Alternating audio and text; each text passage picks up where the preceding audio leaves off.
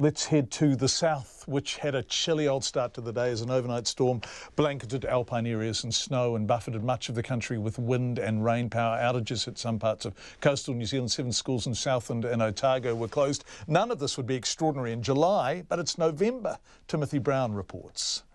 As most of the country slept, a powerful low collided with the South Island's western coast, bringing snow, rain and heavy winds.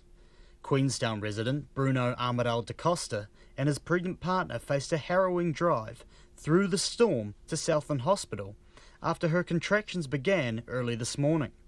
Mr Amaral da Costa says her waters broke near Lumsden, still 80 kilometres from the hospital in Invercargill. When we were in Lumsden, the midwife said to us that the baby could born in the car, but we could get in Invercargill and the baby born here in the hospital was healthy and happy. Everyone's happy. Schools in northern Southland and South Otago closed their doors only days before exams start for seniors.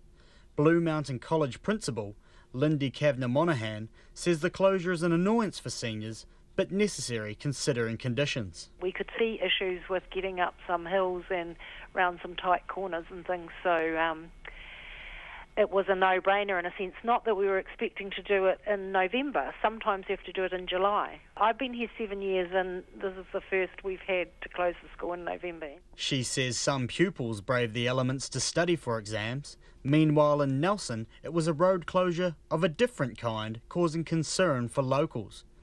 Jane Marie and Martin Holmes's catamaran was washed ashore in the storm, landing in the middle of Martin Street.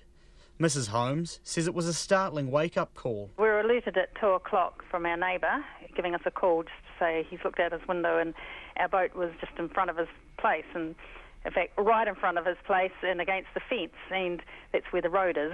She says she has never seen the ocean surge like that before. I mean, we haven't seen it, the water up this high at all, ever. We've been here 20 years, and the neighbours are just have been here longer, just saying, well, hey, they haven't seen it this high either. The powerful surge had already passed as most awoke in the morning. Met Service meteorologist Lisa Murray says while many slept through the storm, forecasts for a significant weather event were accurate. There has been plenty of reports of snow around, and that always does have an impact.